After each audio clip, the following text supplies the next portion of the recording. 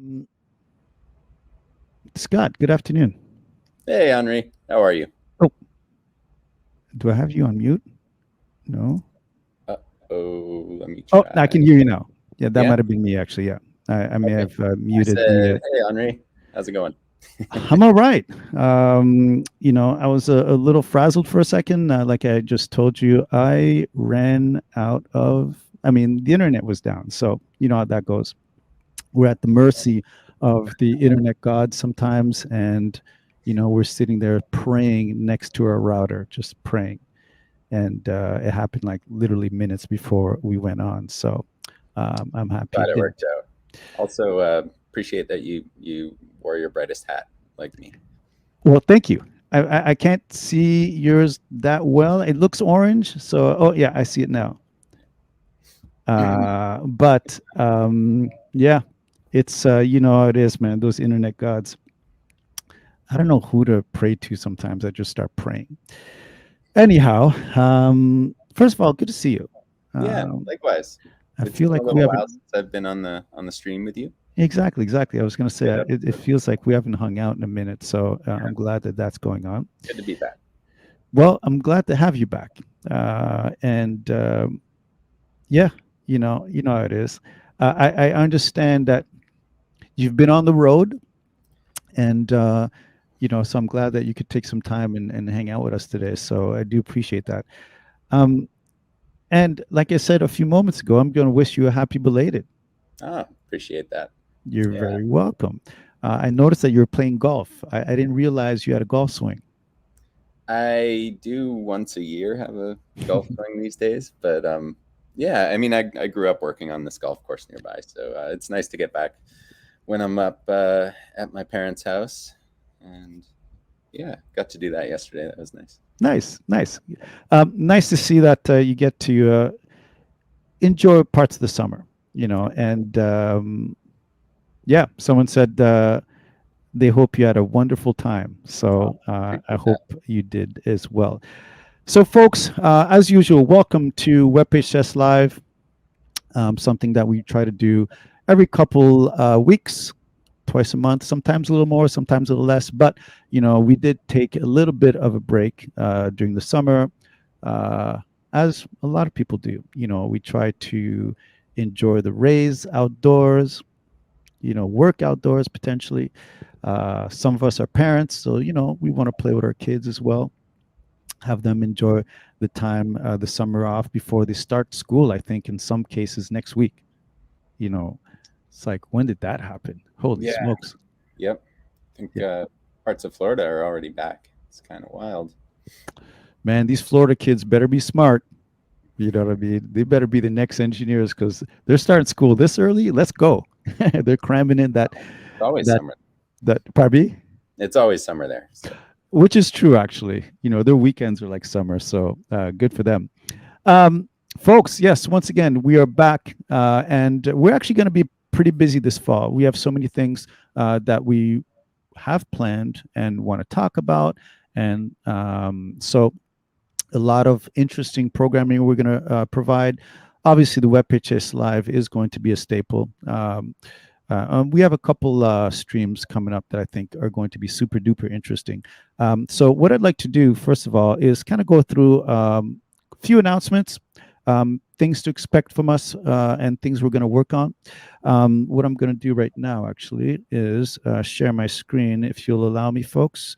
I'm going to do this. I'm going to go share screen. I'm going to go here and I'm going to go share. And you should be able to see exactly what's going on. There we go. So, as per usual, we just want to remind everyone that, WebPage Test Live is about WebPage Test. So if you're new to the stream, welcome. If you are a seasoned vet, welcome back. But as usual, we just want to remind you that WebPage Test is an amazing tool, and you can also always get your free account at webpagetest.org, which I'm going to post right now. If I could find you, there you go. Bingo. And you can get your free account there. Register. It's fantastic. A lot of features that you do get by having a registered account.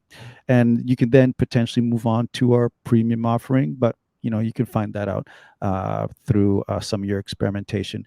Either way, webpagetest.org if you want to get yourself an account. So by all means.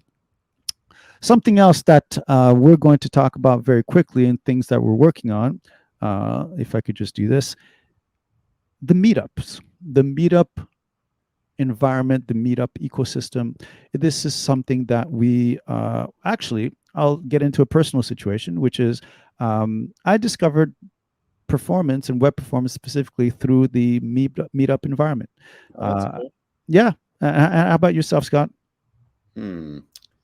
First introduction to the performance crowd, I guess, would have been at conferences as well, like Velocity All Conf. right.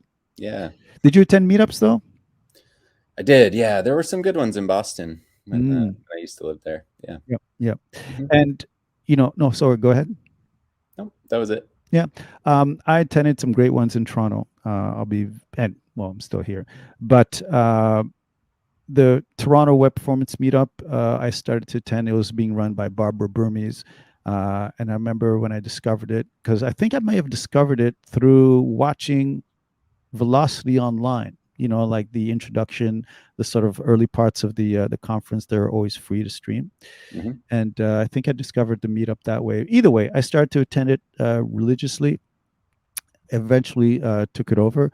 But the point I'm trying to make is it was very much a part of my maturation, my literacy in web performance.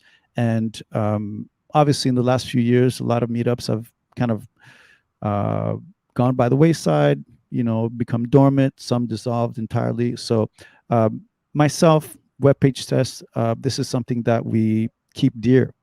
And we are trying to resurrect the meetup ecosystem, especially around the performance conversation. So what we'd like to announce is the following. If you're interested in starting a meetup, let us know.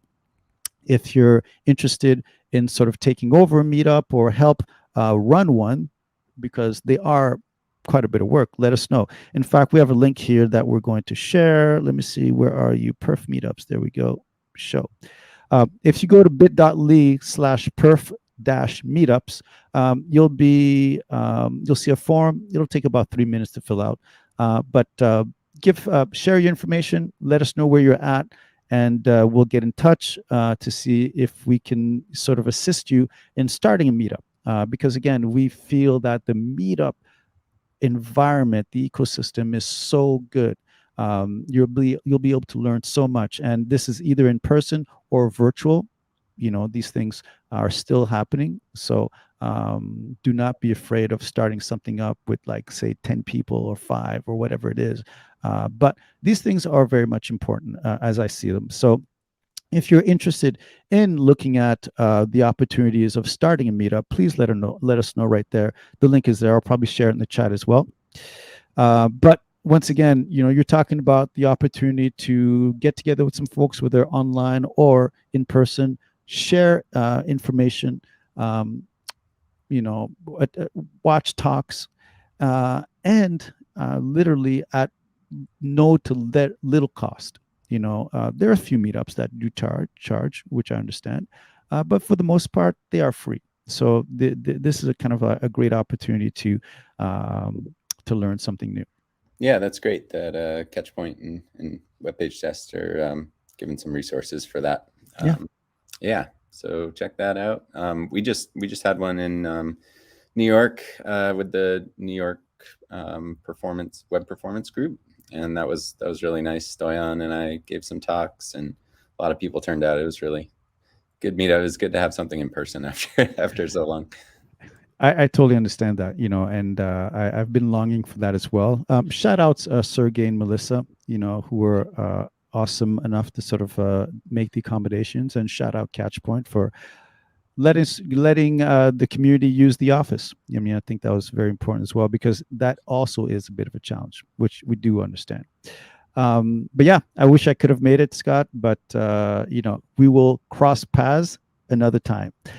But I'm going to follow that up with another in-person conversation, which is conferences, and they are back.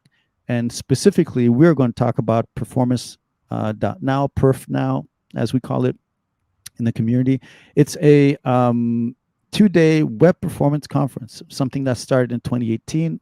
And then obviously they had their 2019 edition, which I was lucky enough to attend and speak at. But like anything else, they had their challenges with the worldwide situation that was COVID. But they're back this year and they're back strong in 2022. They've been selling tickets extremely well. So it sounds like a lot of people are excited about attending this. Why am I talking about this? Well, it's pretty much in our real well, but we are sending the team. Myself, Scott will be there as well. I know you're excited. Yeah, definitely. I've spoken at that conference before. It's a really great time. Yeah. All top-notch presentations. So I'm looking forward to listening this time.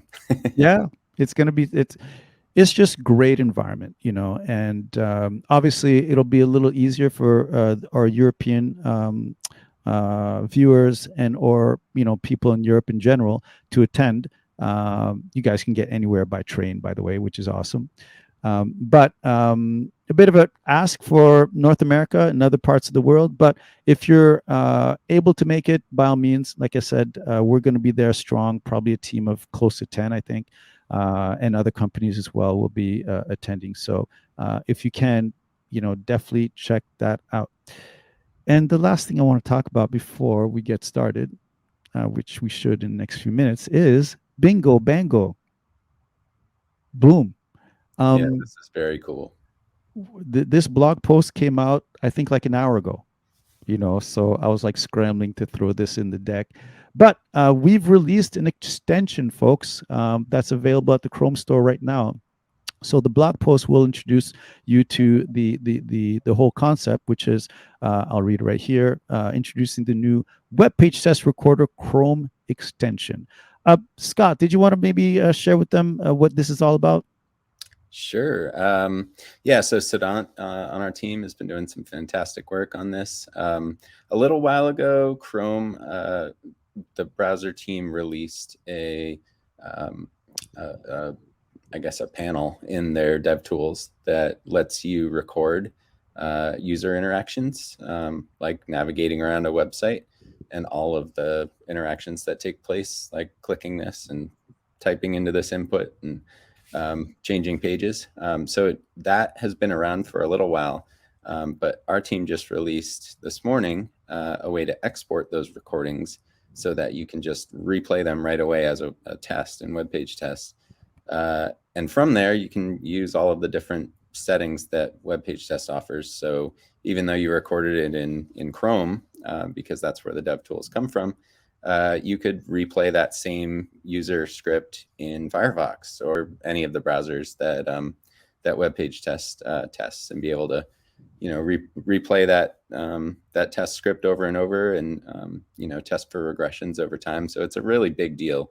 Writing scripts like this by hand are it's kind of it's a challenging process to do for all of the different scenarios that you'd love to test on a site. So Yeah. definitely a power feature. Absolutely. And it's so new. A bunch of us haven't had a ton of time to play around with it, but we dropped the all the links in the blog post, so by all means check that out. If you go to bit.ly/wpt-recorder, it'll take you to this blog post again. I'll drop that in the chat. But yeah, this is brand spanking new, and we know people are really going to enjoy using this. We've had some fantastic feedback from the Chrome team already. They're excited. They were excited to sort of get this out.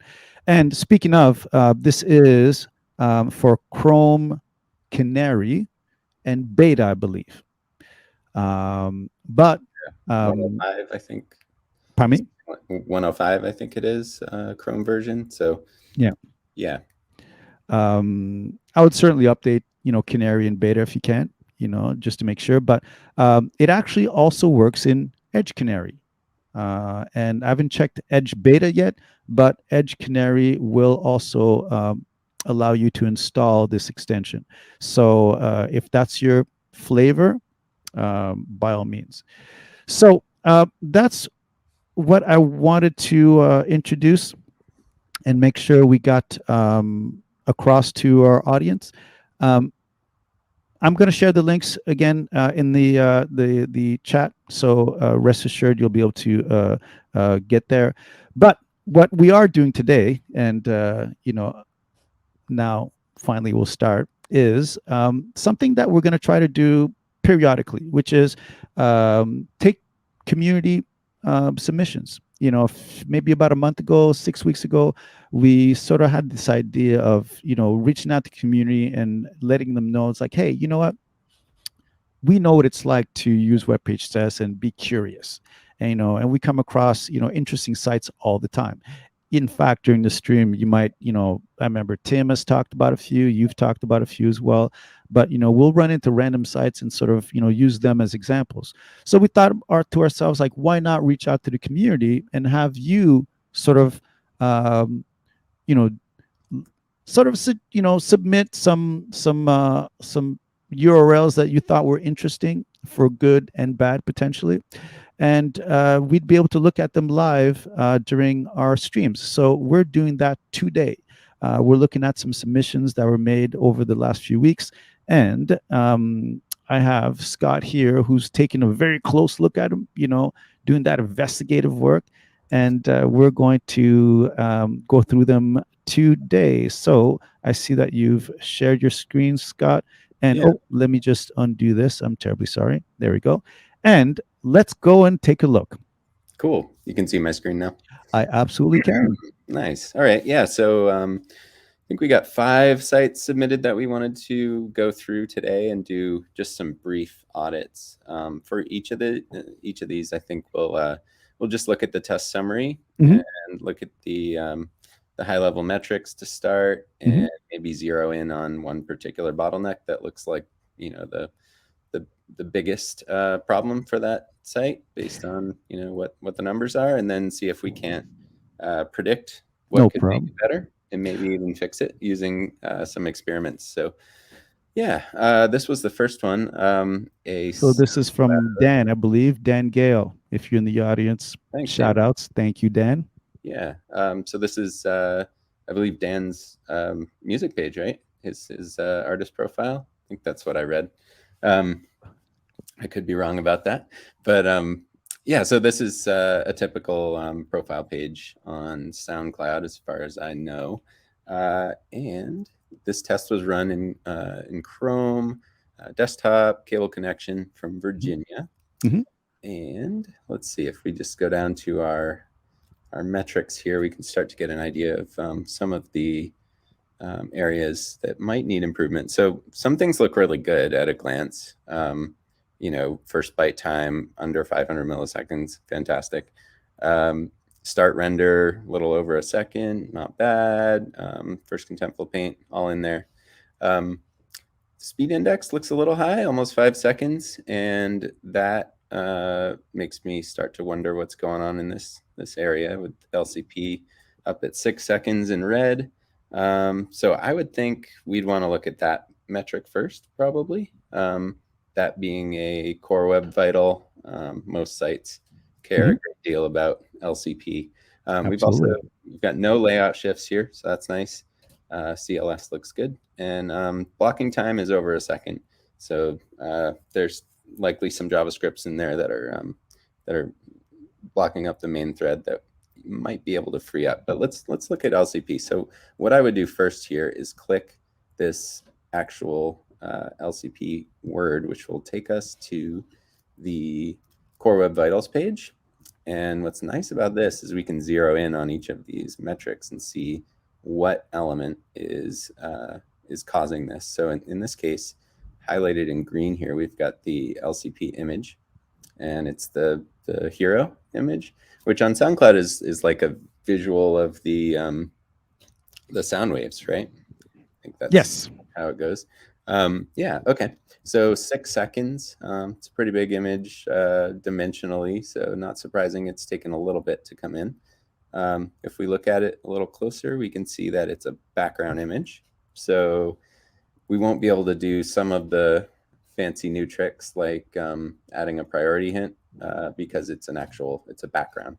But there are some things we can do. So this shows the markup where that background image is. And maybe we could go over to experiments and opportunities and see what it recommends for that LCP number. There are some others, some opportunities flagged here that at a glance look like they might help, but even though there are 9 JavaScript files that it says are blocking rendering, page rendering wasn't that slow. So whatever they're doing, it was pretty quick. I'm going to scroll past that one for now because even though they're blocking rendering was still looking pretty good. But down here, we've got our LCP opportunity. And once again, it says it's a background image. And there's one experiment we could try. So for the sake of time, I ran this one before we got on this live stream. And what it says is preload the LCP image. So it's telling me that just this particular asset will be preloaded. And the way we preload, once again, is a link element with a rel attribute of preload and an href pointing to that image. So I just clicked go on this and I ran 3 experiment runs. And here's the result for that. And I was pretty pleased. So some metrics are impacted by a second that may not be relevant to the change we made. Sort of interesting, like first contentful paint is faster. It's hard to say if the particular change we made of preloading that image is necessarily due to that, but we see LCP clearly showing up a 1.5 seconds sooner, and that's on cable. If I pause it here, we've got the experiment right here. Hero image is already starting to load at 5 seconds, and in the control, it's 7 seconds when it pops in, or right around there. So that's a win, I think, and a pretty easy change to suggest. Just adding a preload for that. Obviously, on a site like SoundCloud, it would be a dynamic kind of situation where the preloaded URL would match whatever profile is being viewed. I looked at a couple other experiments on this one. If you haven't run these before, they're additive, so you can run multiple optimizations at once and see. I was curious if we could get all the rendering metrics to be faster by freeing up some of those blocking scripts. So I tried deferring all of these JavaScript files, and there were 2 CSS files. One even looked, at least by the name, that it was probably a font, Interstate. So just as a guess, I tried inlining those. If you're familiar with inlining, it's actually dumping the whole contents of that CSS file right into the HTML. It's not always good. Sometimes it'll actually slow things down. So in this case, when I ran that experiment, it did actually make our initial metrics a little slower, even though LCP being preloaded still was a little bit faster than the control run. So I think it's pretty clear that at least the inlining wasn't going to help much. It's probably not a good change, but that preload, once again, still helping. Yeah. So that was that site. And as you look for the other site, the one thing that I loved in terms of the first sort of experiment that you ran that brought the hero image early, and this is something I always remembered, I think, in someone's talk. Oh my God, it was, I'm looking at him right now, but I'll bring his name will come up a little later. You'll see that, yes, it came in the final times. I think it might have been like 0.1 seconds quicker, but there's something to be said about the hero image coming in sooner. And we're talking about as user experience situation where, the user can start to make out that something is happening, and that is what you want to make sure takes place at the very least. And I remember someone once mentioning, back to that thing I was saying, it's like you could have the same, not the same, but they could load at the same time, but have different speed indexes, right? Where more content is seen earlier, even though it'll still end at 9 seconds. And we're looking at that kind of situation where you had more content populating the viewport when you made the adjustment. So these are things that you may look at that final number like, oh, it's still loaded in like 9 seconds or 8 seconds, whatever. But there's something to be said to have the viewport populated much earlier, so that it's like, oh, something's happening here, let me stick around. Yep. So Especially these if are some. performance is often just about changing priorities of what you're Yep, delivering without necessarily absolutely. changing what you're actually delivering.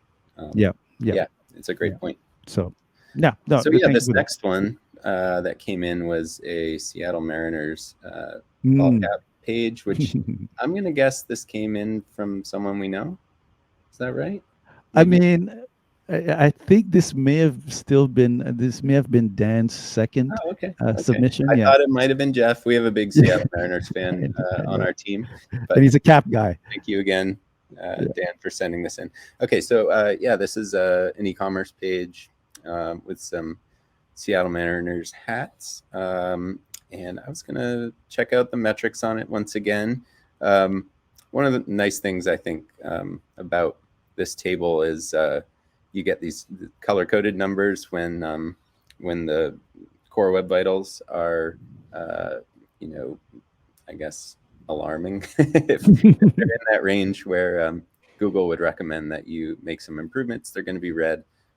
If you're between good and poor, then you'll get like a orange yellow sort of color as well. And then of course green is for good, like we see with CLS here, which is just barely good. Yeah. I think just a little more layout shift, and that one would have went into the orange. But yeah, two things stand out here. Once again, we've got pretty decent initial metrics, except for this first byte time. I actually I had a hunch that something was up there. A lot of websites and CDN providers will artificially slow down their first byte delivery for bots. And if you ever notice when you're running a web page test that first byte looks oddly, wrong, too slow, it might be worth trying what I did. So I've restarted this test with one setting enabled that I can show you here. Actually, I'll go back to the test settings just to show you how it looked. But basically, when WebPageTest runs by default, it includes a little information that says it's WebPageTest in its UA string. And some CDN providers can pick that up as one of the many bots that it detects and then change its performance as a result. So if you tick this box here under advanced settings to preserve the original UA string, Oh. it'll just run the test as if it's not WebPageTest. Mhm. I will say majority of sites, you don't need to do this. And WPT tries to play nicely by passing that information that it's a bot by default, but you can disable that here. So when I ran that, it did seem to speed up that FCP time a little bit, like 600 milliseconds. I'm not sure if that's faster, but it looked a little more realistic, I guess. So, okay, so from here, we can start to look at the other metrics. LCP, once again, over 6 seconds on a cable connection. That looks, like potentially something to improve. And the blocking time is almost 3 seconds. So that's the time that the UI cannot be interacted with because it's blocked. So that's one to clean up too. So once again, I'm going to click through to these pages and see what is causing these times to be pretty high. So LCP first, this one's pretty interesting. Wow. It's not one of the ball cap images. It's actually an overlay. Yeah. And unsurprisingly, that overlay probably comes in, late, as they often do. JavaScript usually triggers these modal windows. If I look at it on the timeline, we can see that I'm going to have to do the fully loaded timeline, and we can see even at 5 seconds, we don't even, until around 6.5 seconds, we don't even have a dialogue, right? Wow. So that's not a typical LCP problem. Usually it's like the hero image is, large, maybe it needs to be optimized, or maybe it needs to be fetched at a higher priority so it loads sooner. But in this case, we've got a JavaScript dialog. So there are a couple things we could do to see, I guess, what would happen to our numbers if, for example, we weren't launching a dialogue. So I went ahead and ran an experiment for that. And the one that I ran was, I went down to the usable opportunities.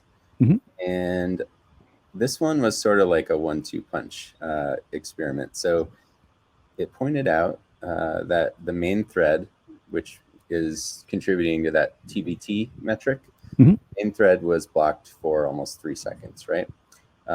Generally, that's JavaScript. So these are the requests, the assets that were causing that thread to be blocked. So you can see the times. Some of them are almost a half a second, and these are mostly third-party. Almost all are third-party scripts. Yeah. So one thing I wanted to do is just block them. That would, show us how much of our core Web Vital metrics are beholden to these third parties that are causing it to block. So I did that, and I figured it would potentially kill the dialogue as well, which would give us an LCP that related to the content in the page rather than that dialogue. So I ran that one, and the result here, look at this, huge impact. So Wow. over 5 seconds, you can see the page is, composed pretty much at the same time. Even like the logo and the content might have come in a little faster on the original run, and that's just, how it works with network conditions. You get a little variance, but huge difference in overall numbers. Our TBT, which was contributed by third-party scripts, is almost gone. It was 2.9 seconds, and now it's of blocking time, and now it's 2.8, less. So basically fixed. Yeah.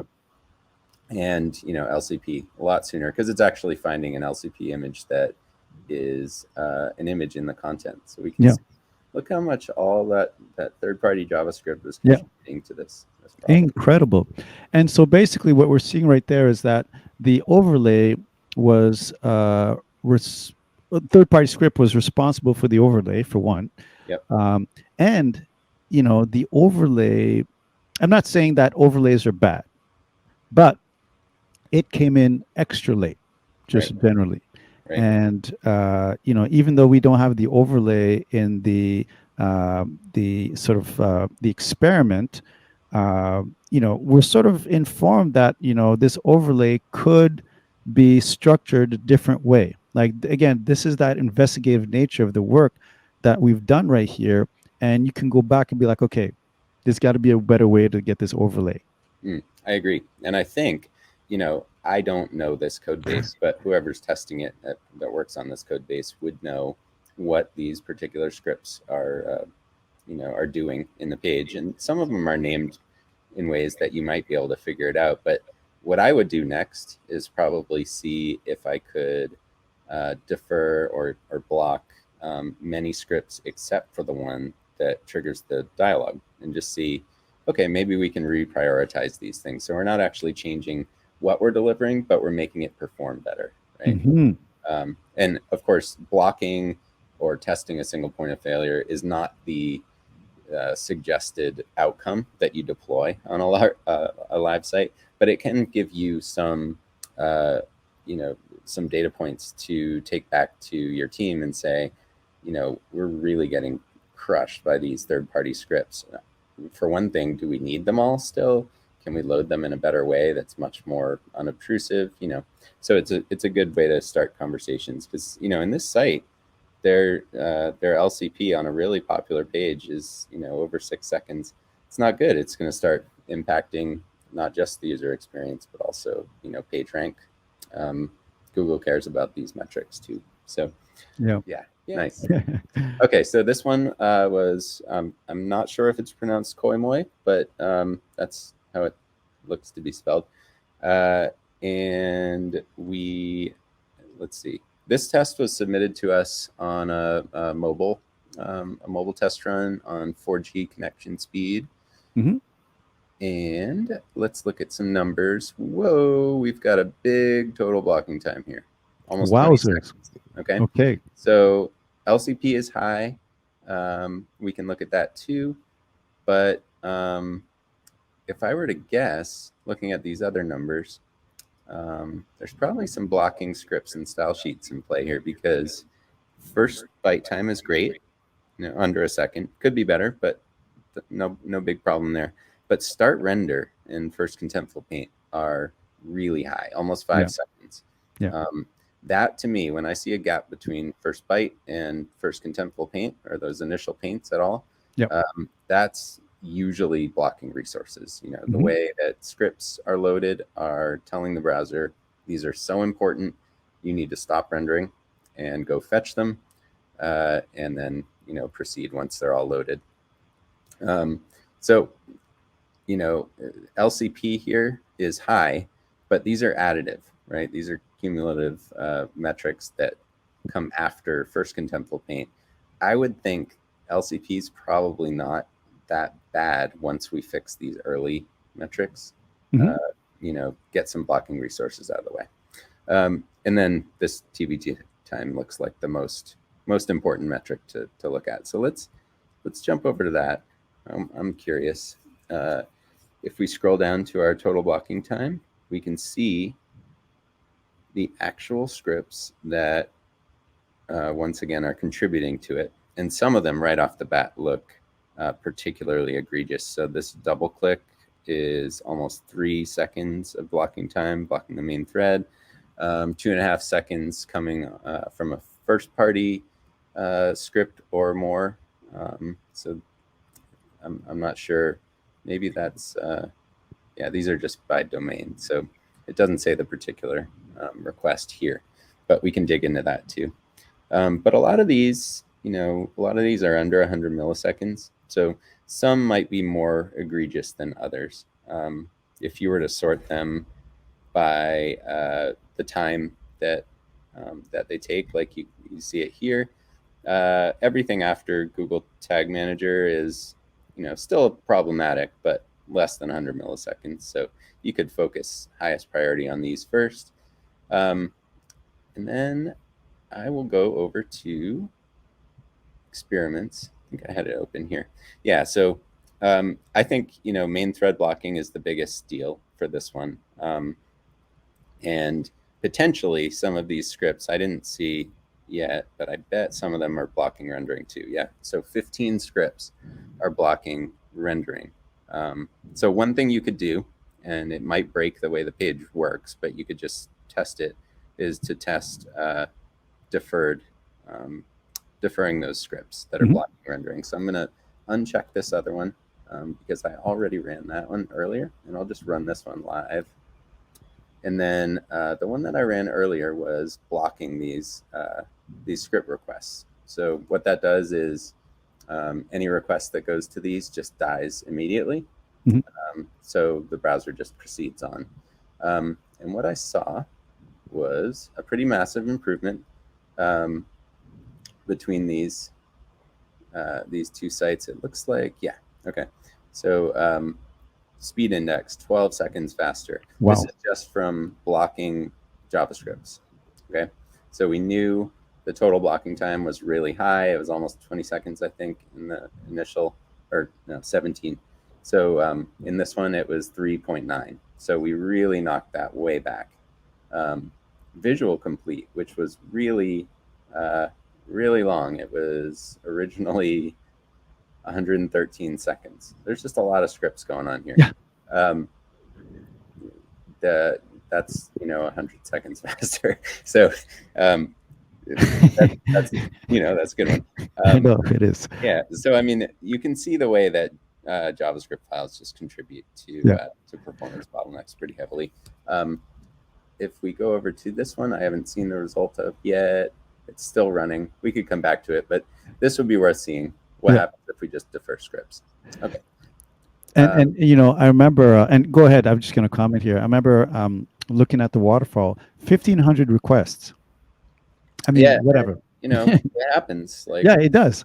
And often that's not even the first party developer's fault. Yeah. If you look at actually, it'd be interesting to look at if I go back to that result we were just seeing. I could look at the request map for it. That could be intense. The request map, what it does is shows you how requests are made and which requests are initiated by which. And oftentimes, if you load a third-party script, it will kick off many more third-party requests or fourth-party requests or whatever you want to call them. Yeah. I'll let this load for a second. But what I like to call a rave from time to time. Yes. It's past the party. Right. We never talk about the second party. That would be us, right? The after party. I think the user's the second party. Is that how it works? You know what? I think I was talking about we're that the first party. No, wait. Uh, All right. Okay, so I'll let that request map run. It's a really huge one. Yeah, site, exactly. So 1,500 requests, like lots happening there. Yeah, let's go over to this other one. So this is Safe Style Windows in the UK. And we're going to look at some metrics here. So this one looks pretty good overall. This is a fast site. We're on 4G, a Moto G device, which is not very well equipped for speed, and looking good. One metric stands out: blocking time. So once again, I'll drill into that one and see what we're looking at, because over 2 seconds of blocking the UI suggests there are some problems. There's not that much going on, not like the number of requests that we saw in the last example. There's like 10 or so here. Live chat seems to be the one that's taking the most time, just by a little bit more than Google Tag Manager, Facebook. So we could run some experiments on improving the way those are loaded, so that we could see if we could free up some resources. So the one experiment I ran, like, once again, I like to start by blocking the requests, just to see, start to narrow down which ones are contributing to the problem the most. So this flagged a few more than the last view did. I'm guessing some of these were kicked off by earlier ones here. So I ran that, and let's see what it did to our TBT. So the experiment run has a total blocking time of almost 0. It's 0.05 seconds. That's great. So this experiment brought us into the green on everything. Obviously, you wouldn't be. Well, actually, you know what?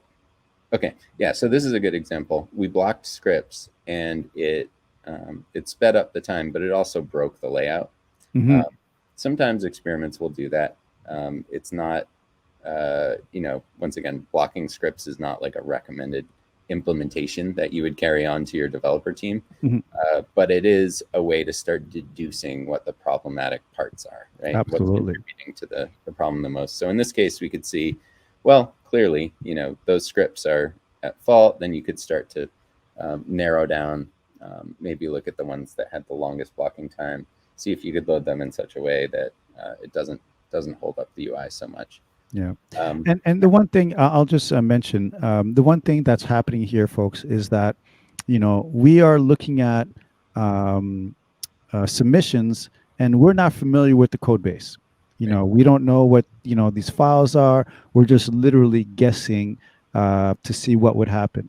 Now, imagine, having the knowledge base of the actual code base. What is doing what. and then you can start to really make more educated guesses than we are, because we're literally like, hey, every file might as well be, have the same wow. Okay, we'll get to that in a minute. But every file might as well have the same name, and we are just kind of like, okay, let's see what happens when we block the JavaScript.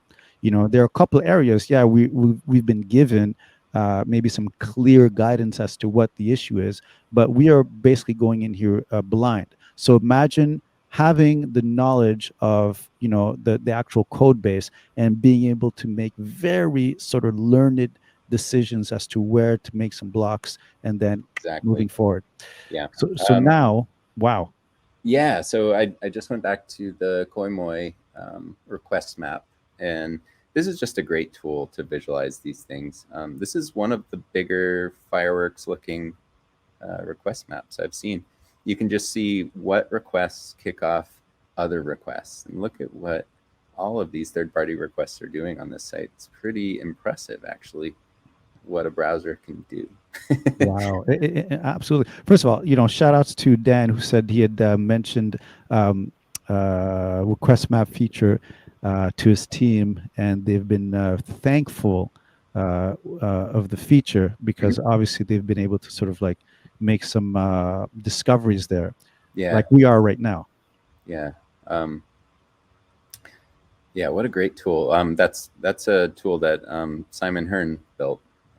Great community member for WebPageTest. Yeah, So yeah, that was interesting. That's a really interesting one to look at. I mean, the next step, I guess. Ooh, you can drag these. That's fun. yeah, Um, it's pretty the intense. next step, I think, from here would be that you have more talking points to bring back for your team and say, it's very clear, that we've got a lot of third party inviting their friends, right? Yeah, So, we saw the impact of blocking some of yeah. those. Someone knows the bouncer. Yes. you know Okay. you're literally walking into the office and saying, like, someone has some explaining to do, you know and Yeah. go from Yeah. there. And it's good to have that insight from a tool like that, because sometimes you don't necessarily know that you added 37 scripts just by putting one script tag in your page. These happen sort of invisible to the user. So yeah, it's a great tool. Yeah. This last page that we were sent is nu.edu, and I think this is Eric's submission. Shout out to Eric. thanks, Eric. Yeah, so with this one, once again, we'll look at our metrics to start. We see some red ones down here. This could be the common culprit with a high TBT, that, there's a lot of blocking scripts, blocking rendering. CLS is pretty high. So that's, once again, the layout shifts. But even these early metrics are very high. Start render and first contentful paint are above 5 seconds, Yeah. which tells me there's some render blocking resources. And those, I like to start there when you're optimizing a page, because it's going to bring these numbers down and these numbers down, right? Because LCP comes after that. And as well, we go back to that comment you've made, in terms of like the early discovery of that your first byte and start render have like a massive delta. Like, there's a huge amount of time between the two, so something's going on. Yeah, yeah. And if you see this here, it's almost, I wonder if we should visualize this at some point a little better, but I see this LCP as really being 4 seconds, not 9, because we're just looking at a difference between the first paint that we're measuring and the largest one. That diff is what's important here. So if we got this first paint down to 1 second, I would expect that, this would go along with it, and be 5 seconds. And then we'd have to optimize that one too, but at least, we're pulling it all back. So, okay. Might want to just look at a waterfall, a film strip here. Okay, see all those white keyframes all the way up to 5.1 seconds. Just got a lot of render blocking going on there. And then, whoa, check this out. At 6 seconds, we got what looks to be maybe a repaint of the full DOM or the content, or maybe there's just a banner down here that appeared and then disappeared. Yeah, that's what it looks like. Yeah, it's hard to say. I'm going to dig in a little closer visually here. But it was this cookie banner covers it ultimately, Mm-hmm. but it looks like it's a dialog with a it's a modal with a close button, and it comes and goes. So Mm-hmm. that's sort of interesting. And then it's obscured by this. So those could be some of the layout shifts to contribute to CLS. We'll see when we look at that. But that's an interesting timeline. And the one thing I'll quickly mention, not to interrupt, but if I've shared the link in the chat, by the way, um, we have our first layout shift at 5.1 seconds. So that's why we have a yellow ring around that moment in the outline, pardon me, in the film strip. There's another one at 5.4, but that area that we just investigated at 5.9, there's another significant one where it just again goes sort of blankish again. And that's why, once again, we have that outline to let you know, like, hey, we discovered a layout shift here, and you could visually see what took place. Exactly. Yeah, it's really useful. So I'm in the Core Web Vitals view of this page where we can dig into those 3 metrics. We already know there's going to be some blocking resources, so I'll get to those in a bit, maybe defer some scripts. But for LCP, wanted to know and confirm it's this image. That's our LCP element. And images are one of the easier elements that we can improve LCP on. That's because we've got several tools for them. We can preload an image.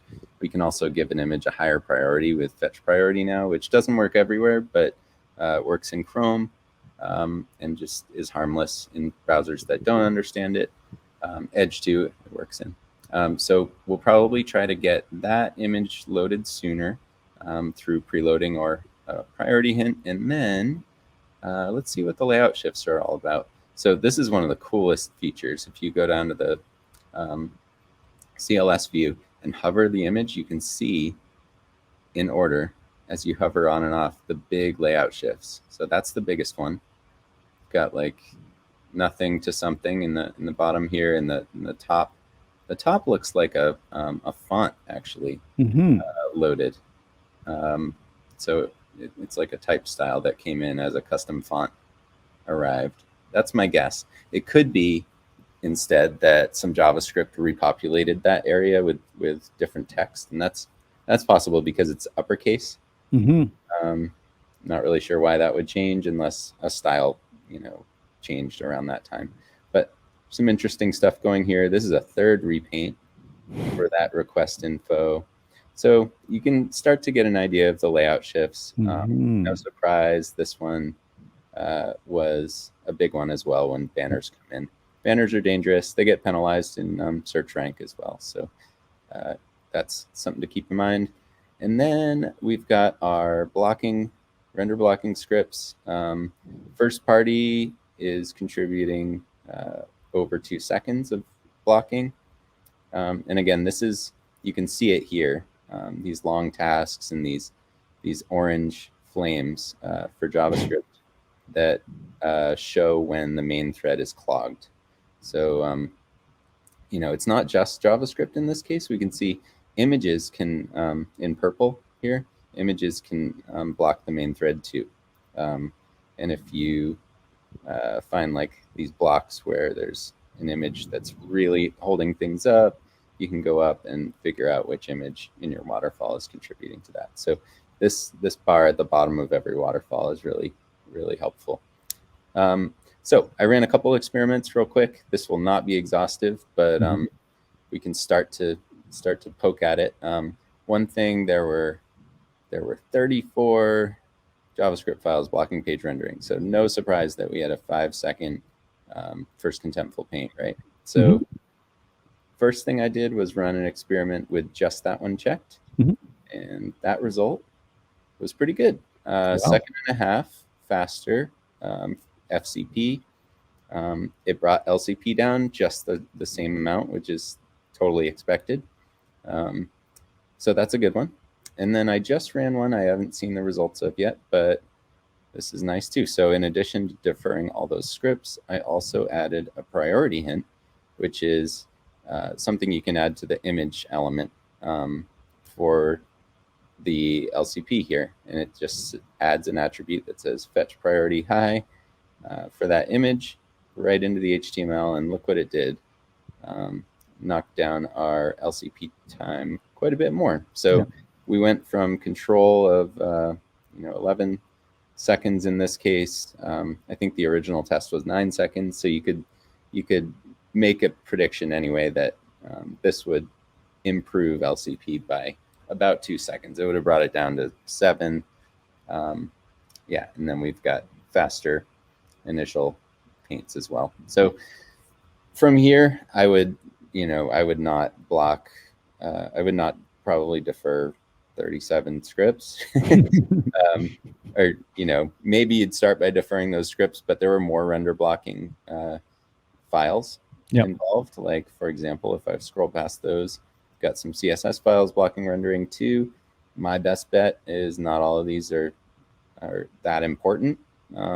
Maybe they are, and if they are, you really need to optimize that CSS and try to get the size of it down. But if anything, if you could do something about getting these files out of the way, one thing you could do is target different viewport sizes. So like isolate the styles that are meant for small screens and for large screens, and use media queries to load them. And then they'll load for every browser, but they'll only load at a high priority and block rendering if they're really needed in that viewport at page load. So that's a really nice technique. There's some things you could do. You could inline some of them. You could load anything unimportant asynchronously. So that's, again, this is a pro feature running experiments like that, but you can see how quickly you can sort of deduce what's going on with that tool. So I think I made it through all these. Oh, definitely. And I was actually going to say, let me see. I know I can do it here.